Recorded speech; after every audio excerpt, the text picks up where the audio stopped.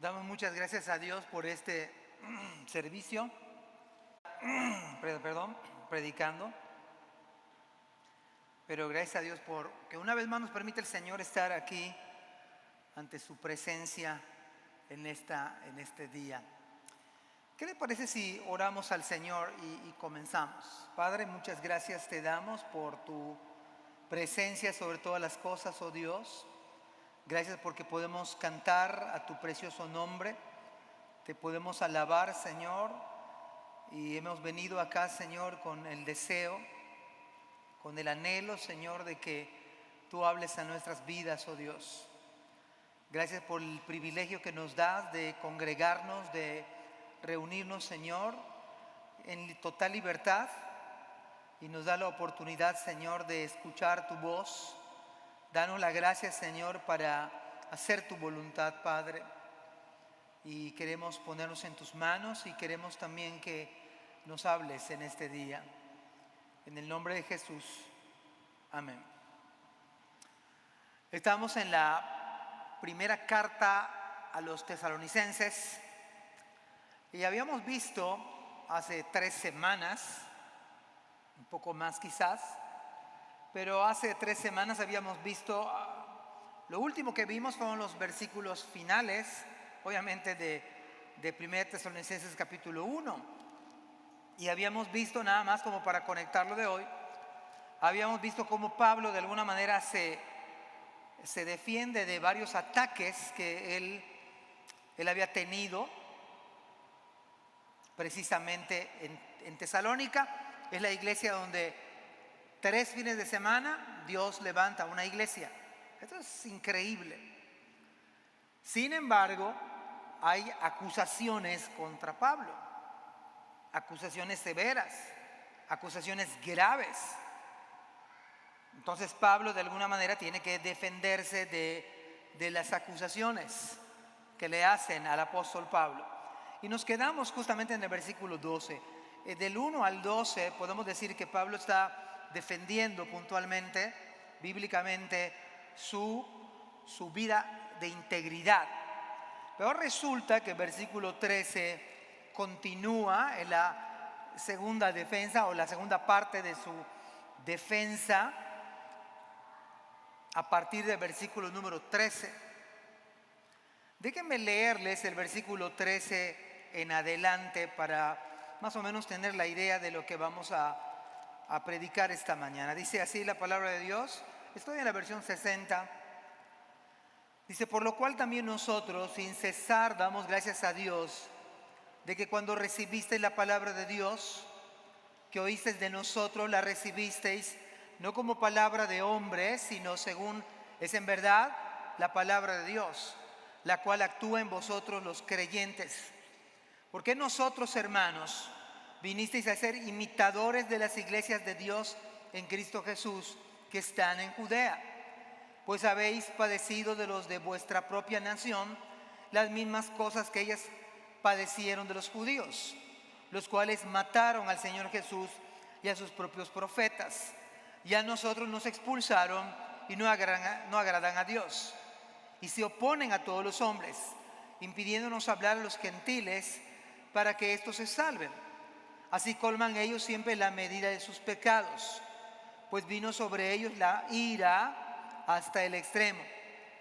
Pero nosotros, hermanos, separados de vosotros por un poco de tiempo, de vista, pero no de corazón, tanto más procuramos con mucho deseo ver vuestro rostro, por lo cual quisimos ir a vosotros, yo Pablo, ciertamente una y otra vez, pero Satanás nos estorbó. Porque ¿cuál es nuestra esperanza o gozo o corona de que me gloríe? ¿No lo sois vosotros delante de nuestro Señor Jesucristo en su venida? Vosotros sois nuestra gloria y gozo. Esta mañana quiero compartirles cómo tener una mentalidad misionera. Y nos gusta la idea de ser misioneros y nos gusta la idea de proclamar el evangelio. Y como iglesia nos gusta la idea, y está bien, ser misioneros, ir y llevar el evangelio. Eso está correcto, eso es bíblico 100%. No podemos ir en contra, al contrario. Nos gusta la idea de ir y alcanzar a más personas.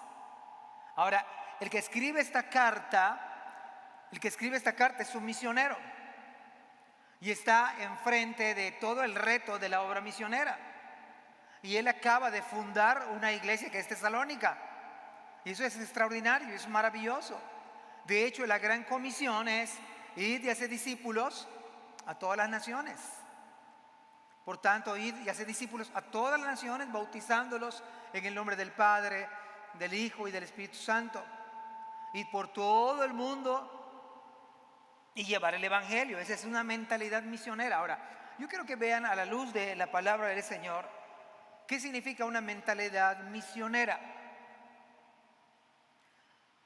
Número uno, una mentalidad misionera se trata de predicar la palabra de Dios. Si usted y yo queremos ser misioneros, queremos que nuestra iglesia tenga una mentalidad misionera, iglesia misionera, necesitamos centrarnos en la palabra. Vea usted lo que dice el versículo 13. Dice, por lo cual también nosotros, sin cesar, o sea, de manera ininterrumpida, sin hacer ninguna pausa. Y cuando dice nosotros, está hablando de Pablo, Silas y Timoteo. Por lo cual, no sé si tenían grupos pequeños de oración, lo más seguro es que sí. Quizás no con el formato de nosotros, miércoles de 8 a 9, pero los 3 se reunían a orar sin descansar, de manera de que no cesaban, no paraban, estaban en constante oración, de manera continua, de manera ininterrumpida. Por lo cual también nosotros, sin cesar, damos gracias a Dios de que cuando recibisteis la palabra de Dios, que oísteis de nosotros, esto es una defensa, Mire, la mejor manera de defenderse es con la palabra. Y no es defenderse por defenderse. De hecho, debe ser uno de manera espiritual. No apasionadamente, no digestivamente. Me refiero a que alguien pudiera hablar mal de usted, alguien pudiera difamarlo a usted, alguien pudiera decir algo falso contra usted, que usted, no sé, a lo mejor roba, que usted miente, no lo sé. Ahora, ¿qué hace usted de inmediato? Agarra y de manera instantánea usted y yo actuamos y hacemos de la misma manera, de manera impulsiva. Mire, de manera natural nuestra carne quiere defenderse, ¿no? Nuestra carne, si nos dicen algo o van en contra de nosotros, queremos de manera impulsiva. Pero esa no es la manera bíblica. Una mentalidad misionera tiene que abordar los problemas de manera espiritual. Lo más fácil para Pablo hubiera sido actuar de la misma manera como sus oponentes hablaban mal de él, o como lo difamaban, o como lo cuestionaban. Pero Pablo no hace eso. Una mentalidad misionera primero ora. Primero ora. Y lo más difícil es cuando alguien es atacado, cuando usted es difamado, cuando se habla mal de usted o cuando le dicen una calumnia, lo que fuere, usted y yo pudiéramos tener la tentación de actuar de esa manera impulsiva. Pero Pablo no lo hizo así. Pablo se centró en predicar la palabra, por lo cual también nosotros, sin cesar, de manera espiritual, damos gracias a Dios. De que cuando recibiste la palabra de Dios que oísteis de nosotros, la recibisteis no como palabra de hombres. De manera que Pablo estaba agradecido a Dios porque los hermanos de Tesalónica habían recibido el mensaje de Pablo no como mensaje humano, no como palabras de Pablo. Porque si son las palabras de Pablo, pues no tiene mucho peso. Si son las ideas de Pablo, no tiene mucho peso. Pero si es la palabra de Dios que Pablo hablaba, entonces tiene todo el peso de la ley, todo el respaldo de Dios. Por eso, amados hermanos, una mentalidad misionera es predicar la palabra del Señor. Es estar centrado en la palabra de Dios. Una manera de defenderse bíblicamente es la palabra de Dios. Eso es siempre. El mismo Satanás, cuando tentó al Señor, le dijo: todo esto te daré si te postras y me adoras. Dijo Cristo: escrito está, al Señor tu Dios adorarás y a Él solo servirás. La palabra, la mejor defensa, el mejor argumento para una persona que está pensando en el reino es la palabra de Dios.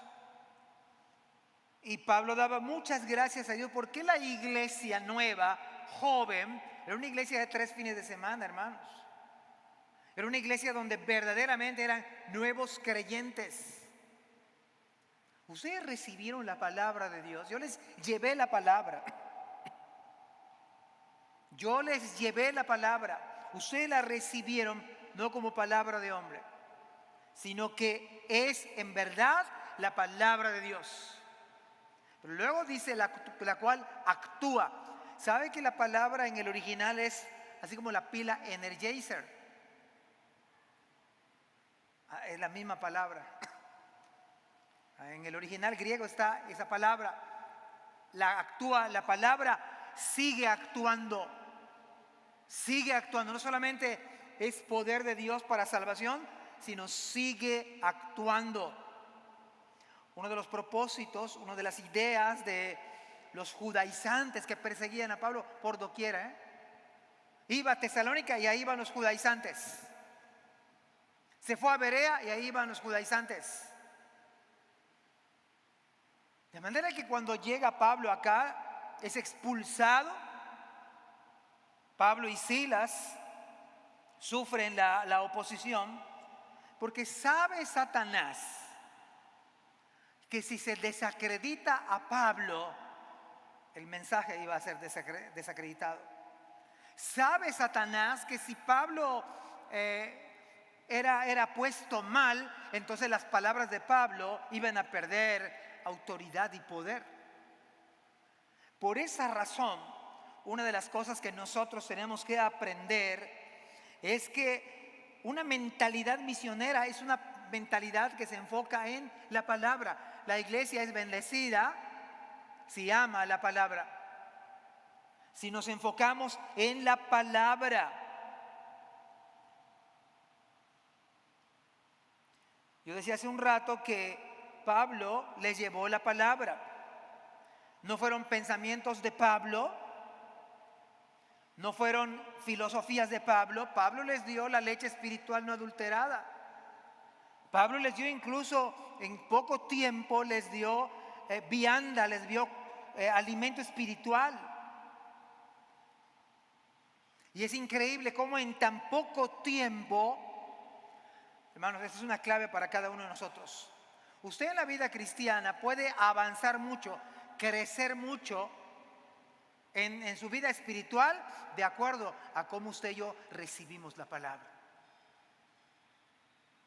Este es el argumento. Una iglesia muy joven es una iglesia que recibe la palabra, y la palabra actúa en los creyentes. De manera que la iglesia va a ser afectada en poco tiempo por la manera en que recibe las escrituras. Nuestro matrimonio va a ser afectado positivamente de la manera en que la pareja recibe la palabra. Nuestros queridos jóvenes van a ser afectados positivamente en poco tiempo de la manera en que reciben la palabra. Vea el impacto de recibir la palabra. Pablo no se concentra en otras cosas. Pablo se concentra en la palabra.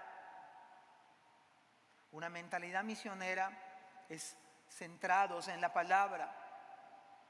Hermanos, una de las maneras más efectivas es que lo que yo aprenda de la palabra lo lleve a la práctica. Hermano, no lo deje usted para otro día. Algo que usted aprenda de la palabra, llévelo a cabo. Ya. No diga, en el día de la Semana Mayor, llamada. El 31 de diciembre voy a renovar mis votos. Voy a esperar mi aniversario para arreglar las cosas con mi cónyuge. No. Si usted recibe la palabra, es para llevarla a la práctica ya. En una ocasión, una anciana escuchó el sermón dominical y al terminar alguien le preguntó: hermana, ¿qué le pareció la predicación? Un comentario por allá. Bueno, dice, yo he aprendido el 50%. ¿Cómo que el 50%? Sí, dijo sabiamente la hermana, porque el 50% que falta es que yo lo lleve a la práctica. Hermanos, esta es la realidad. 50% de un mensaje de la predicación bien escuchada. De tal manera que usted y yo debemos hacer un esfuerzo tremendo de estar centrados, escuchando la palabra, con un corazón abierto al Señor, a aprender, dejar que Dios me hable. El otro 50% es cuando termina el servicio y yo lo pongo en práctica.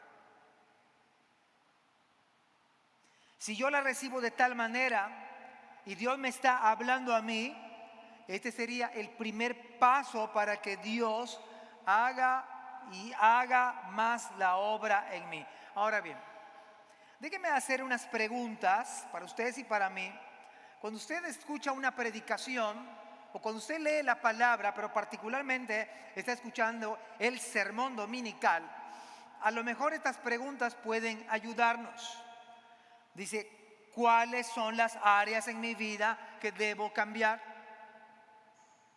Al oír una predicación, usted y yo debemos preguntarnos, ¿cuáles son las áreas de mi vida que debo cambiar? Este no es una misa bautista, este es un culto a Dios.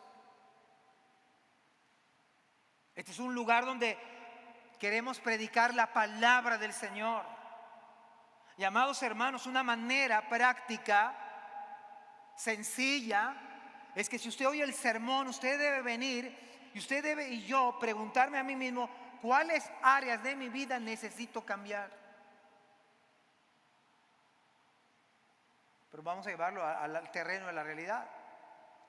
¿De qué pecados debo arrepentirme? Esto puede ayudarme tremendamente. ¿Qué pecados debo dejar? ¿Qué pecados debo renunciar? ¿Qué debo restituir? ¿Qué debo devolver? ¿De qué promesas me puedo apropiar? Porque si yo veo una promesa en la palabra, puedo apropiarme de ella. A lo mejor le vienen en la mente algunas promesas. Hermanos, apropiémonos de esas promesas. ¿Qué ejemplos veo que son útiles para mi familia? Qué importante es que usted reciba la palabra de Dios y yo.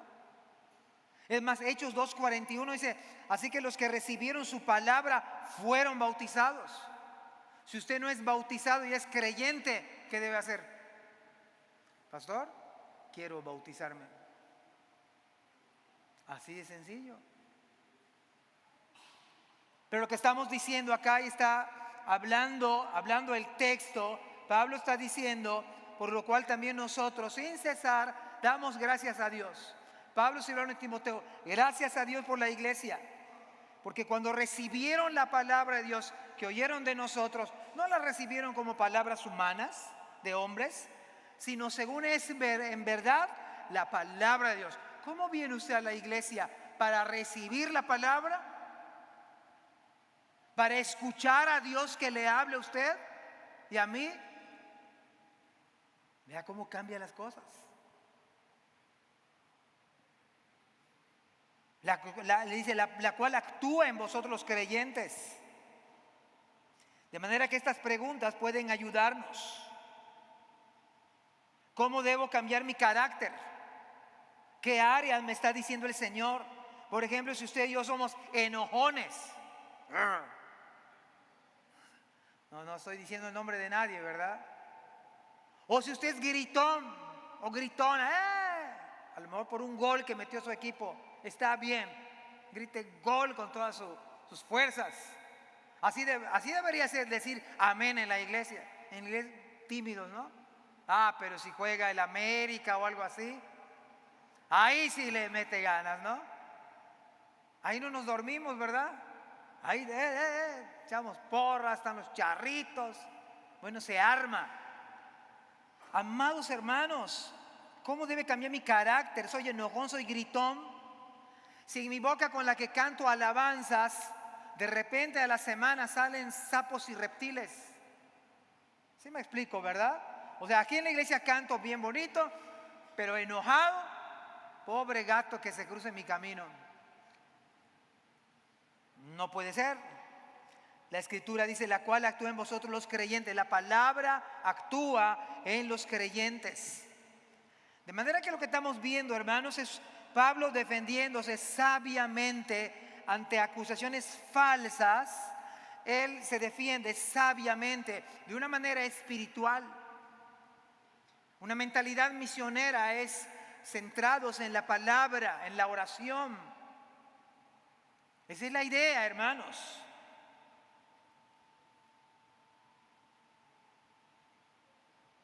Antes de venir a la iglesia, usted y yo, incluso para recibir la palabra, debiéramos decir, o acá en este momento, habla que tu siervo oye. Habla que tu siervo, háblame a mí. A veces pensamos equivocadamente, oh Señor, ¿cómo no vino fulano? Mira qué está diciendo acá la predicación. Le hubiera caído bien. O bien decimos, ahí está, mira gordo, es para ti. Ve lo que está diciendo, pero mira qué bueno, pastor, sígale, como anillo al dedo. Lo que necesitaba escuchar mi esposo. Habla que tu siervo, refiriéndose a usted y a mí. Háblame a mí, Señor. La palabra de Dios puede actuar en nosotros los creyentes con tal poder, hermanos. Puede cambiar la manera de que usted piensa y la manera que yo pienso. Puede cambiar mis actitudes y las suyas, sus actitudes y las mías. Las puede cambiar el Señor. Si caigo en la trampa de la desesperación, oh Señor, ¿qué voy a comer mañana? Porque uno puede caer en esa trampa. ¿Qué va a pasar conmigo mañana? ¿Me voy a morir de hambre? No tengo trabajo, no tengo salud. ¿Qué vestiré mañana? ¿No acaso viste mejor el Señor a las flores del campo? ¿No acaso atiende las aves de los cielos que no siembran ni cosecha y Dios las alimenta? ¿No valen ustedes y yo más que las aves del campo, las flores del jardín, ni la cual Salomón pudo vestirse como algunas hermosas flores? ¿Por qué nos afanamos?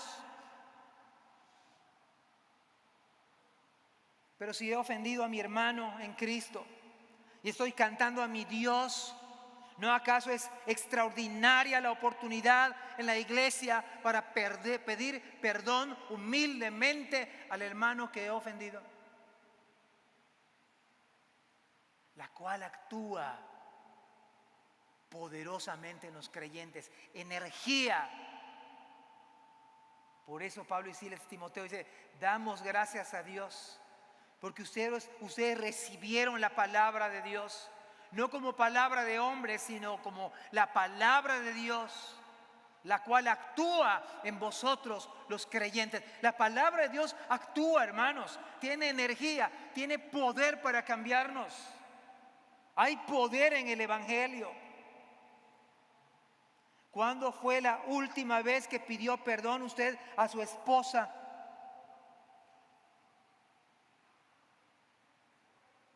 ¿Cuándo fue la última vez que usted le pidió perdón a un hermano en la iglesia?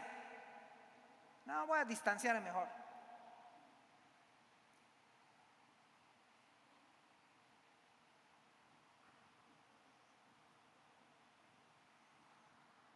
El que no ama no ha visto a Dios, porque Dios es amor. Una predicación puede cambiar completamente la manera en la que usted piensa y yo. Una predicación pudiera cambiar, una predicación de la palabra pudiera cambiar mi relación conyugal. Una predicación de la palabra puede hacer que uno pida perdón. Una predicación de la palabra puede hacerle a usted y a mí generosos.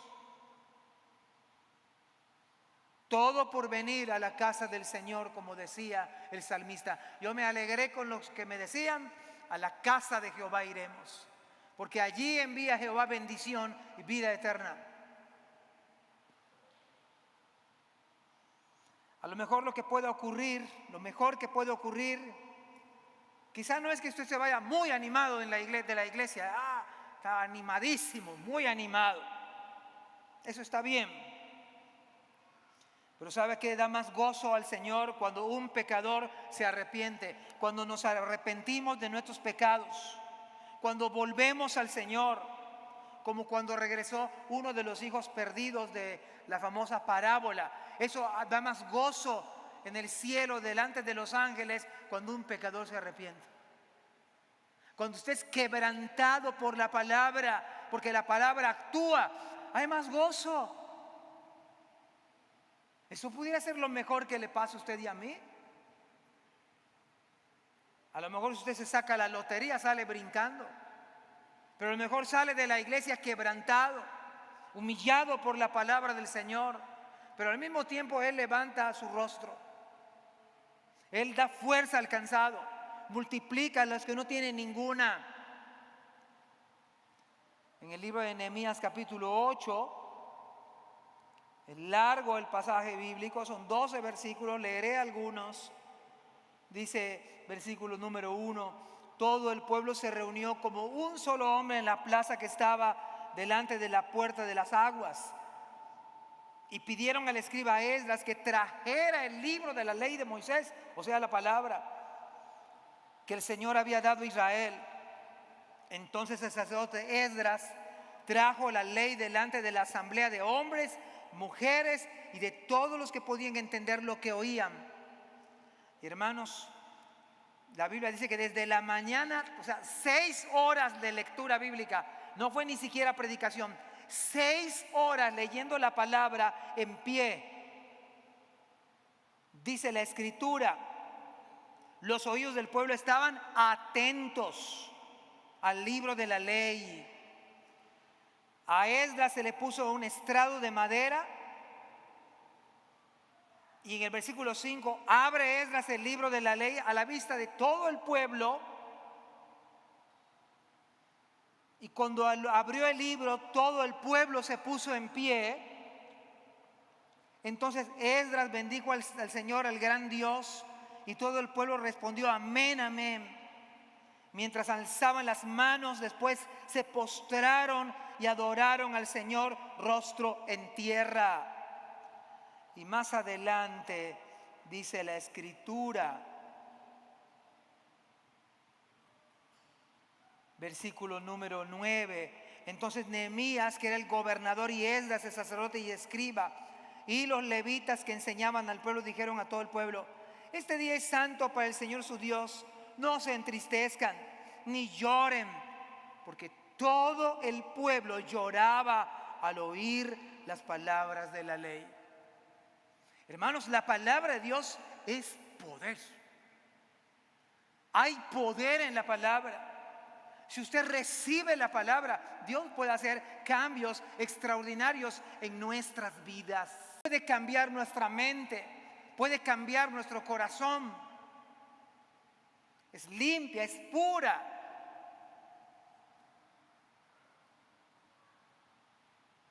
De manera que Pablo usa la mejor defensa, una defensa espiritual. Ora por las ovejas. Expone la palabra de Dios a las ovejas de manera fiel. El mejor alimento para las ovejas es la exposición de la santa palabra de Dios. Es el mejor alimento y es la mejor defensa a su vez.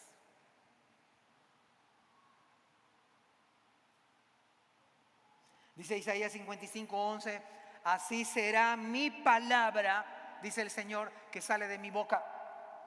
No volverá a mí vacía. ¿Usted cree que vuelve vacía la palabra? Sino que hará lo que yo quiero y será prosperada en aquello para que la envíe. No vuelve vacía, será prosperada. Segunda verdad, una mentalidad misionera es en primer lugar, es aquella donde se expone la palabra. ¿Usted quiere ser misionero? Vamos a exponer la palabra. ¿Usted quiere ser un cristiano con una mentalidad misionera? La palabra. Una iglesia misionera es expuesta a la palabra, recibe la palabra de Dios. En segundo lugar, es padecer por el Evangelio. Padecer por el Evangelio. Creo que una de las trampas del enemigo, aunque ahorita no dice su nombre, sino hasta el final, es insinuarnos que no vamos a padecer. Es hacernos creer que no hay nada que padecer. Se ha criticado, ¿verdad?, la manera como a veces se ha predicado la palabra, donde dice, ven a Cristo y se acaban todos tus problemas. Ven a Cristo y va a haber felicidad para siempre. Bueno, sí es verdad, pero tampoco es completa. Claro, se van a acabar mis problemas de pecado, el Señor me justifica. Pero yo creo que vienen más problemas. La gran diferencia es que en Cristo es diferente. Es diferente. Versículo 14.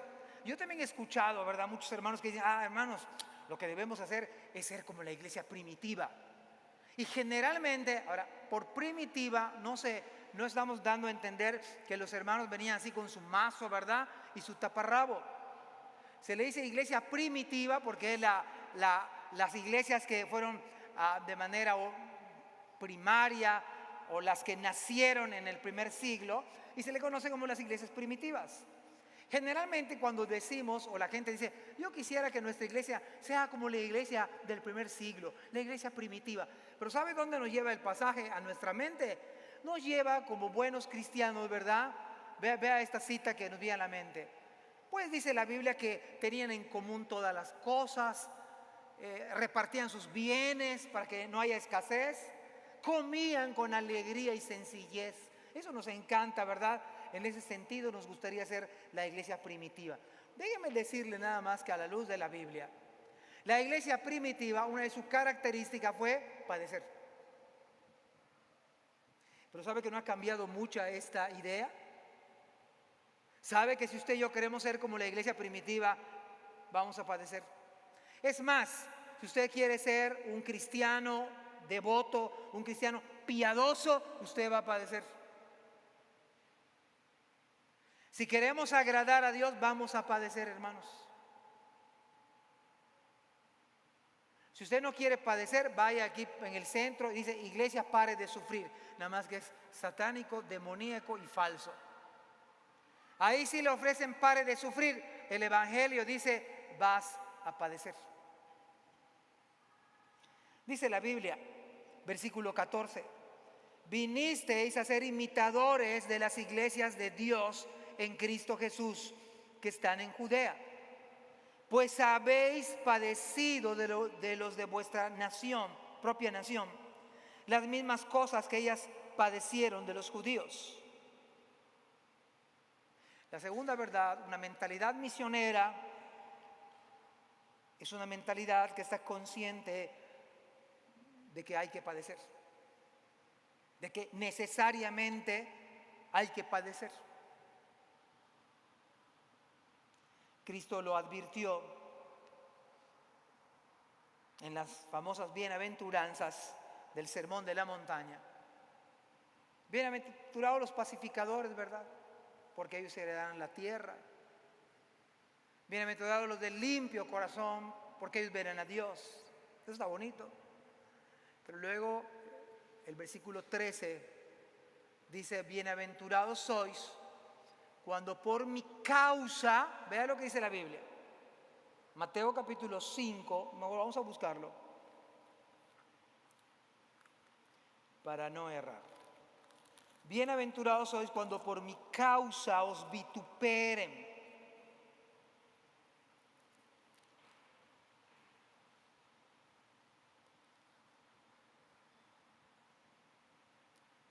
Versículo 11.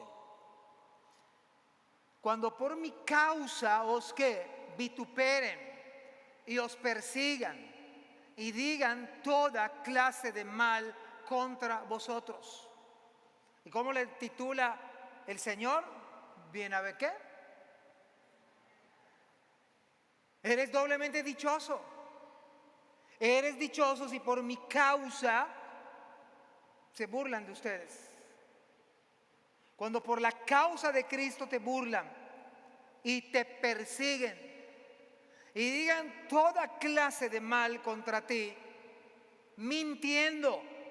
Vean lo que dice el versículo 12: gozaos y alegraos, porque vuestro galardón es grande en los cielos, porque así persiguieron a los profetas que fueron antes que vosotros, antes de vosotros. De manera que Cristo llama a este sufrimiento, a este padecimiento, una bienaventuranza. Hermanos, si usted quiere ser un genuino cristiano, nada más, no tiene que ser pastor, no tiene que ser líder, no tiene que ser anciano, diácono. Usted quiere ser un cristiano verdadero, usted va a padecer. Siempre que yo leía 2 Tesalonicenses o 1 Tesalonicenses me emocionaba. Y siempre en mi mente había entrado en shock o así un cortocircuito, saber que en 3 predicaciones se levanta una iglesia. Y ver que Pablo funda iglesia tras iglesia tras iglesia. Pero lo que falta ver, el precio que Pablo pagó por ser misionero.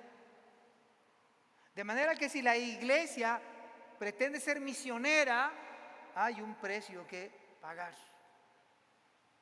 O solamente si usted quiere ser un cristiano piadoso.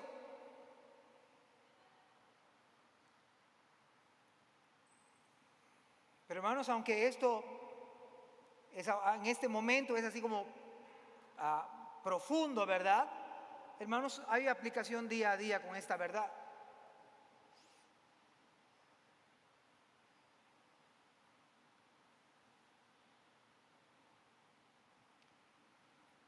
Ahora bien, usted y yo en este instante no estamos siendo perseguidos por ser cristianos. Compartimos allá en los grupos de la iglesia, y a lo mejor usted lo vio en redes sociales, que la semana pasada se cerraron 100 iglesias, más de 100 iglesias evangélicas en Chiapas. Más de 100 iglesias. Usted y yo estamos hasta súper cómodos aquí.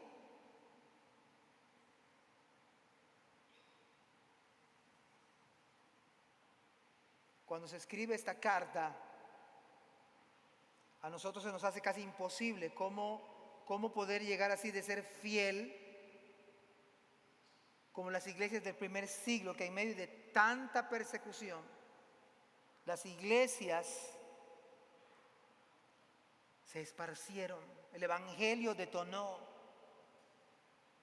Y sabe que el que escribe esta carta fue uno de los promotores de la persecución, Hechos capítulo 8. Pablo era uno de los promotores. Herodes manda a matar a Jacobo, a un líder, al pastor de la iglesia de Jerusalén, lo manda a matar con espada, antes de Hechos 8. La iglesia fue perseguida, la iglesia fue atribulada. En el capítulo 7, a uno de los diáconos de la iglesia de Jerusalén lo matan a pedradas por su ferviente predicación, acusándolos de haber matado al Señor. La iglesia está atribulada. Y cuando se escribe la carta del apóstol Pedro, los hermanos están huyendo de la locura de Nerón, porque Nerón mandó incendiar Roma. Y ya se sospechaba, se sabía que era él pero él astutamente le echa la culpa a los cristianos.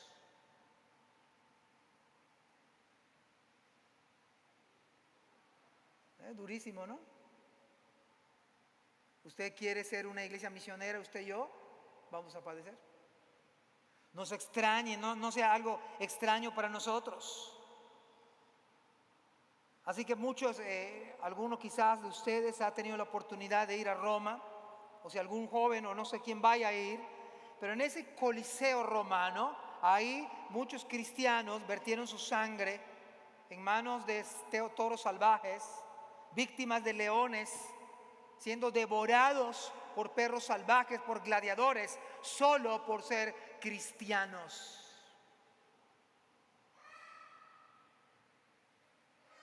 Tesalónica ya tenía su propia versión de tribulación, de persecución. Los hermanos habían tenido por la soberana sabiduría de Dios padecimientos por los de su misma propia nación. Pues dice la Escritura, vinisteis a ser imitadores de las iglesias, esto me llama la atención, las iglesias de Dios en Cristo.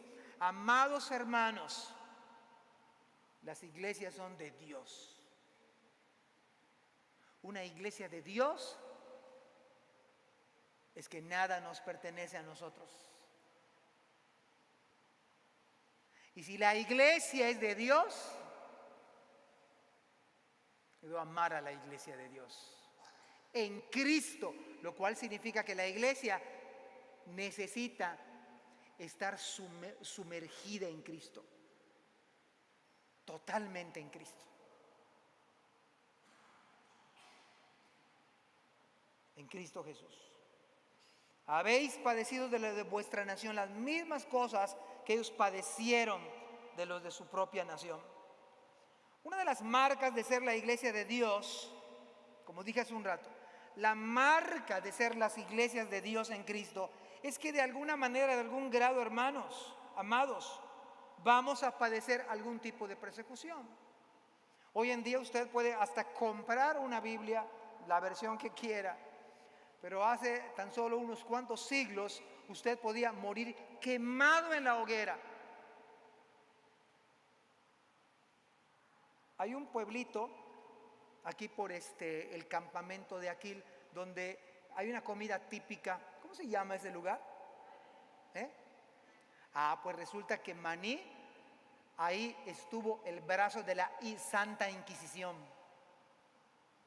Si usted y yo hubiéramos vivido en ese tiempo, usted y yo como cristianos, casi le puedo asegurar que usted y yo hubiéramos sido quemados, al igual que los códices que quemaron en aquella ocasión aquí en Maní. Usted aquí, miembro de, yo soy de la iglesia IBE, a mí no me van a quemar. Usted y yo hubiera sido chicharra caliente cuando se hizo la Inquisición, por portar una Biblia que usted trajo. Aún hay uno lo trae en celular, no importa. Prohibidísimo. Una de las marcas de la iglesia de Dios es, en algún grado, hermanos, vamos a padecer algún tipo de persecución. Esto le recuerda a usted y a mí que nuestra lucha no es contra carne y sangre, sino contra principados, contra potestades. Eso nos vuelve al escenario espiritual. La lucha no es entre ustedes y yo, hermanos. La lucha es más allá. Y como vemos ahorita, no aparece Satanás acá su nombre, no aparece en escena, pero podemos notar su obra externa para afectar internamente a la iglesia. Pero lejos de que Pablo considere ir para atrás, de no, pues es mucho el problema, mucha la persecución, mucha la oposición, sabe, a pesar de que pudiera decir va a tirar la toalla Pablo, hermanos, todo lo contrario. ¿Sabe por qué? No porque Pablo era muy abusado, no porque Pablo tenía muchas agallas, no. Se debía al poder precisamente del glorioso evangelio. El poder del evangelio. Es lo que Pablo hace que continúe a pesar de sufrir todos los reveses ministeriales. Todos los reveses ministeriales Pablo los sufrió. Pero por la gracia de Dios, Pablo siguió adelante. Yo no sé cuáles son los reveses que ustedes y yo pudiéramos estar padeciendo o sufriendo. No sé cómo le va en la vida personal, pero hermanos, no se trata de las agallas de usted, como le llaman, ¿no? O la valentía, no. Se trata de la gracia del Señor, se trata del Evangelio, se trata de la palabra. Estas palabras que estamos leyendo son palabras de aliento para que la iglesia más que nunca siga adelante con su llamado, a pesar de ser una iglesia muy joven, hermanos de joven fe, pero hermanos que estaban ya llevando la tarea del glorioso evangelio. Es más, puedo decir, una iglesia evangélica no lo es por venir de una tradición eclesiástica. Y qué bueno que este sea el caso. Una iglesia evangélica es que lleva en su vida las marcas de Cristo. Y las marcas de Cristo es padecer. Es una iglesia evangélica. Porque el texto dice, vinisteis a ser imitadores de las iglesias de Dios en Cristo Jesús que están en Judea, pues habéis padecido. ¿Está usted padeciendo como cristiano? Y eso lo puede ver en su trabajo. La manera en que los demás operan y usted opera. La manera en que usted habla y los demás hablan. La manera en que usted busca a Cristo. Usted va a padecer.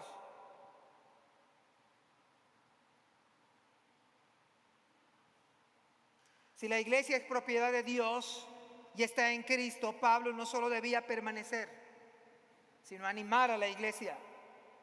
Y animarla precisamente en el Evangelio. El Evangelio es la buena noticia para el pecador.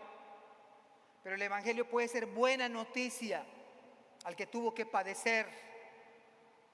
Porque la buena noticia es Cristo y sigue siendo vigente para la iglesia. El justo pagó por los injustos. Por eso Pablo decía en Gálatas 6:17, dice, de aquí en adelante, decía Pablo, nadie me cause molestias. Usted quiere leer una carta enérgica, lea Gálatas. De hecho, los versículos que estamos leyendo de 1 Tesalonicenses capítulo 2, es una carta sumamente apasionada, pero Gálatas es una carta enérgica. De aquí en adelante nadie me cause molestias. Y mire que dice, porque yo traigo en mi cuerpo las marcas del Señor. ¿Sabe cuáles son las marcas del Señor? Padecer por Cristo.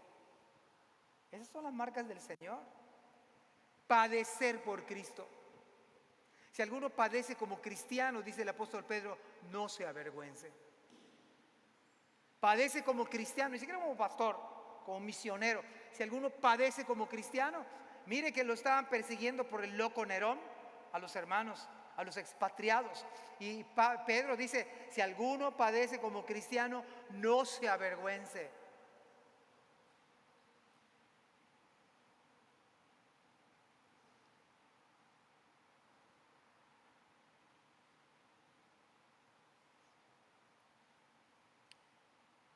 Pedro 2, 19 al 21, hermanos, me parece extraordinario esto. Y en primera instancia Pedro le escribe a los hermanos por causa del loco Nerón, pero también tiene aplicación para los hermanos de la iglesia. Dice 1 Pedro 2, 19, porque esto, escuche bien lo que dice la Biblia, porque esto merece aprobación. Pablo dice que estaba aprobado por Dios y Pedro corrobora el dato, porque esto merece aprobación. Si alguna causa de la conciencia delante de Dios sufre molestias padeciendo, ¿qué? Estoy en 1 Pedro 2, 19. Sufre molestias padeciendo, ¿qué? Hermanos, lo que generalmente hacemos en la carne es, no, esto no es justo, ¿verdad? Esto no es justo. Pero ¿qué dice Dios? Vamos a la palabra. Si alguno, quien sea, a causa de la conciencia delante de Dios, sufre molestias padeciendo injustamente, está pensando en Nerón, versículo 20, pues qué gloria es. Si pecando sois abofeteados y lo soportáis. ¿Usted se acuerda cuando estaba en el mundo? ¿Se acuerda usted y yo? ¿No acaso nos decían 1000 apodos y usted dejaba a los amigos, verdad? ¿No acaso le mal hablaban a usted y a mí y nosotros hablábamos con palabras malas? ¿No acaso desperdiciaba uno su tiempo, su dinero y uno lo soportaba? Está diciendo Pedro, ¿qué gloria es si pecando sois abofeteados y lo soportáis pecando?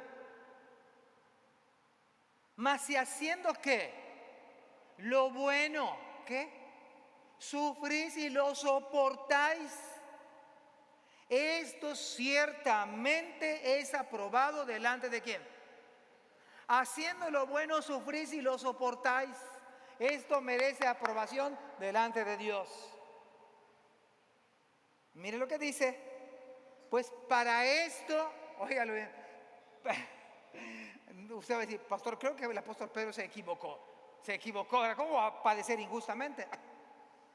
No, yo pugno por mis derechos. A mí no me va, nadie va a pisotearme. No saben bien la frase de este mundo. A mí nadie me va a pisotear. No saben con quién se está metiendo. A mí me respetan. Lo que dice la Biblia. ¿Qué dice la Biblia? Mas si haciendo lo bueno sufrís, esto merece aprobación delante de Dios. Versículo 21. Pues para esto fuisteis llamados, porque ¿qué? Y esto es demoledor, porque también Cristo padeció. ¿Por quién? Por nosotros. Estoy en el versículo 21. ¿Qué más dice la Biblia? Nos quedamos mudos, ¿verdad? Dejándonos ejemplo para que sigáis sus pisadas. Yo quiero ser como Cristo. Pues hay que padecer injusticias. Y no debemos responder de la misma manera. No debemos responder de la misma forma.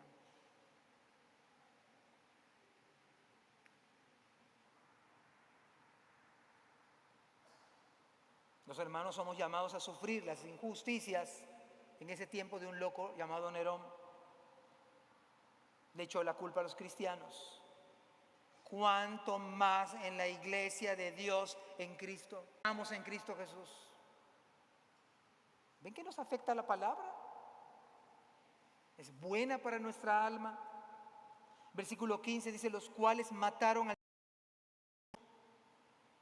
y a sus propios profetas los mataron. Y a nosotros, dice Pablo, nos expulsaron y no agradan a Dios. Y se oponen a todos los hombres. Claro, uno de los planes de Satanás es matar. Desde Génesis capítulo número 4, Caín mata a su hermano Abel. Algo terrible. A su propio hermano lo mata. ¿No acaso la ley dice no matarás? Hechos capítulo 3 versículo 15, y matasteis al autor de la vida. Matasteis al autor de la vida, dice Hechos 3:15. Pero también mataron a sus profetas. Pablo fue expulsado de la sinagoga. Ahora pensemos un poco en Cristo. ¿No acaso de Cristo decía Juan capítulo 10 versículo 20? Muchos de ellos decían, vean que decían de Cristo, demonio tiene, está loco. O sea, eso dijeron de Cristo. Muchos decían, está endemoniado Cristo, está loco de Cristo,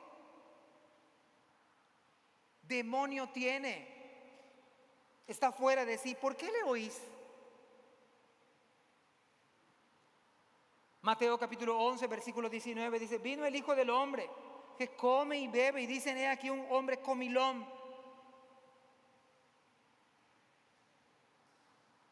y bebedor de vino, es un amigo de publicanos y de pecadores. Dice Cristo, bueno, de Cristo, dice, Cristo es un comilón. ¿Cómo? y es un bebedor y es amigo de pecadores, es igual que los pecadores y los publicanos. Está hablando de Cristo. Mateo capítulo 26, versículo 3 y 4. Entonces los principales sacerdotes, los escribas y los ancianos del pueblo se reunieron en el patio del sumo sacerdote llamado Caifás y tuvieron consejo para prender con engaño a Jesús y matarle. Mateo 26, 59 y 60, y los principales sacerdotes y los ancianos y todo el concilio buscaban falso testimonio contra Jesús para entregarle a muerte y no lo hallaron, aunque muchos testigos falsos se presentaban, pero al fin vinieron 2 testigos falsos.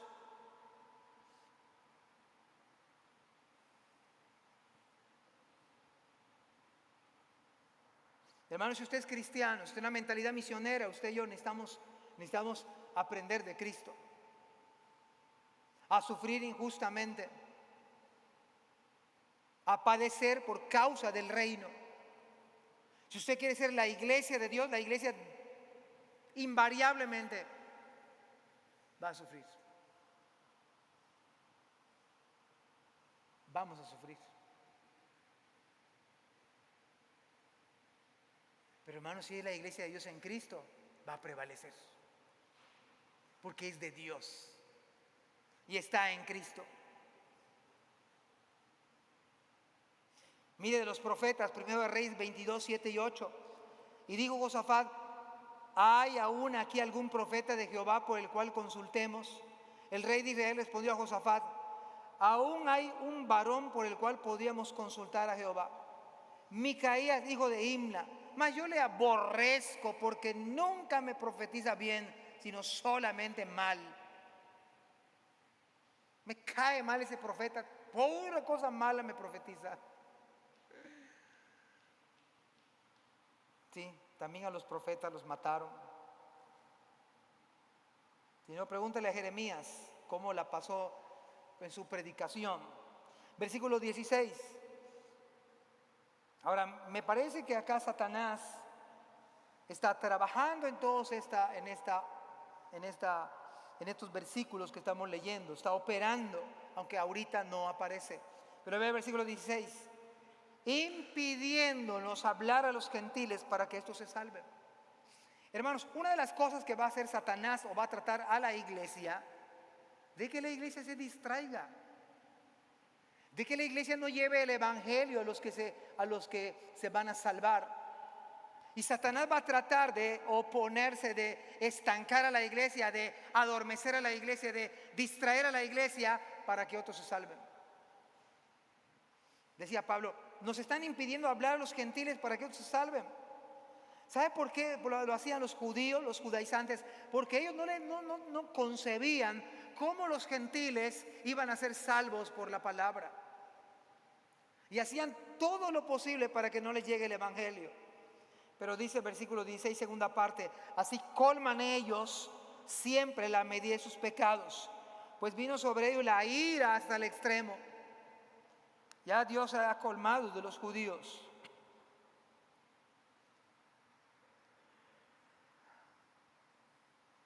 Versículo 17, punto número 3.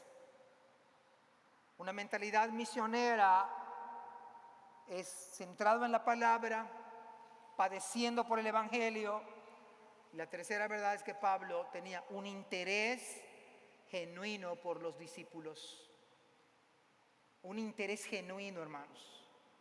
Eso es lo que está explicando, defendiéndose espiritualmente. No a la manera de sus opositores, defendiendo con la palabra, defendiendo con la predicación.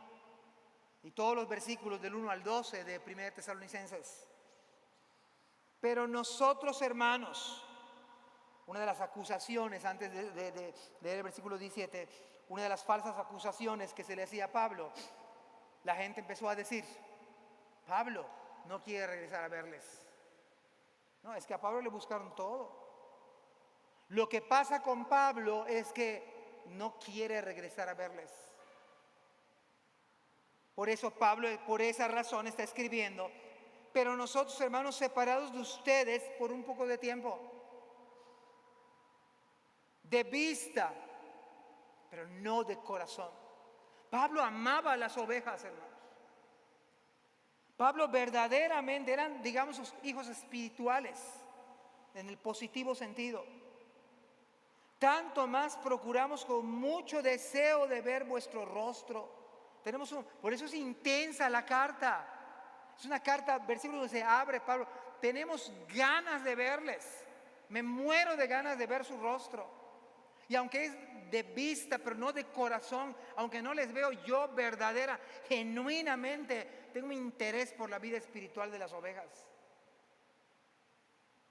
No es un interés económico, no es un interés de popularidad, no es un interés de honorabilidad, es un interés por sus almas, genuino, verdadero. Vea el versículo 18. Por lo cual quisimos ir a vosotros. Yo, Pablo, ciertamente una y otra vez, y ahí aparecen. ¿Pero qué? Satanás nos estorbó. Y hermanos, cuando él dice que tenía un deseo, del versículo 17, profundo, la idea del versículo 17 es como cuando algún hijo queda huérfano. El sentimiento de Pablo en el versículo 17 es como si hubiera quedado Pablo huérfano. El dolor de la orfandad, el dolor de perder a los padres. Es el dolor que Pablo sentía por los hermanos. Cómo me duele no estar en la iglesia. Pero él dice, por lo cual quisimos ir a ustedes, yo Pablo, ciertamente una y otra vez. Pero Satanás o adversario, acá lo señala, nos estorbó. Y sabe que la palabra estorbó es como si se pudiera cortar la carretera. Como cuando hay un sismo y se abre una grieta y ya no hay manera de pasar la carretera.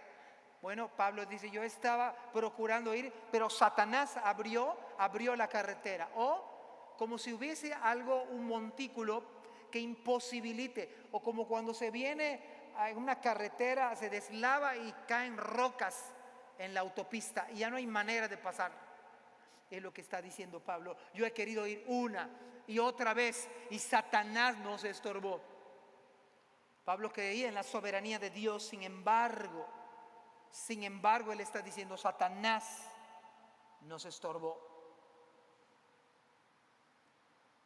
Hermanos, estoy terminando, pero una manera bíblica de ser la iglesia de Dios, de tener una mentalidad misionera, es que Dios nos ayude a construir relaciones centradas en el Señor. Dios nos ayude a que cada hermano tenga relaciones cristianas centradas en Cristo. Dios nos ayude a fomentar compromisos más allá de nuestros gustos personales. Compromisos más allá de nuestros gustos personales. No, que al hermano le gusta, no sé, las motos, o le va a la América. Hermanos, más allá de nuestros gustos personales, fomentar compromisos con el Señor. Que tengamos relaciones cristianas profundas, no dominicales, profundas, sinceras, honestas. Hermanos, como un matrimonio. Lleva tiempo, paciencia, perdón. La iglesia es una familia. Amistad en el Señor que busque el crecimiento espiritual de los creyentes. Hay que buscarla de manera intencional, sacrificial, de buena voluntad, de tal manera, escuche bien esto, está buenísimo. De tal manera que solo Satanás sea la causa de distanciarnos, o como dice aquí, nos estorbe. Pero que ni eso sea un estorbo. Satanás va a querer estorbarnos, según la Biblia.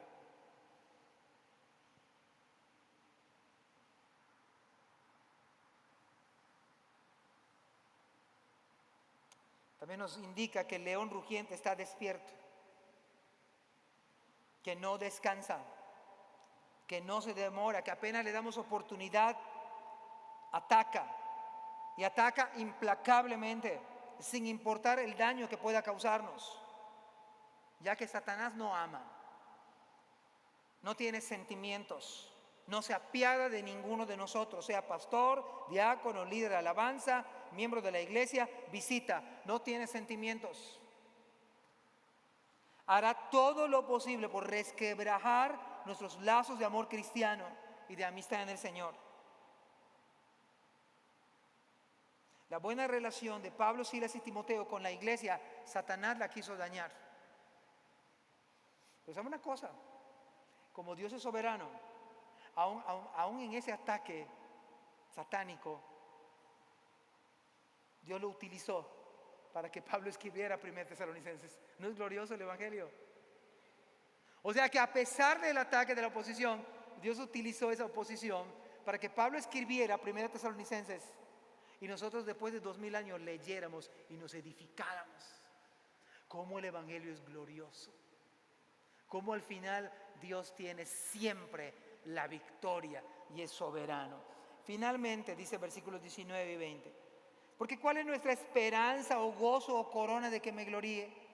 ¿No lo son ustedes delante de nuestro Señor Jesucristo en su venida? Ustedes son nuestra gloria y gozo. Y son términos de olimpiadas. Una guirnalda se ponía en la cabeza del que ganaba la competencia. ¿Y sabe qué está diciendo Pablo? Al final de la jornada, cuando venga Jesucristo, ustedes van a ser mi guirnalda. Mi premio es la iglesia. Mi premio son ustedes que les prediqué el Evangelio. La mentalidad misionera. Una mentalidad que se centra en la palabra, que está consciente de que se padece como cristiano, se padece como hijo de Dios. Una mentalidad misionera es interés genuino por las ovejas. De manera que esto puede cambiar y puede ser de bendición en todas las áreas de nuestra vida. Que Dios les bendiga, hermanos.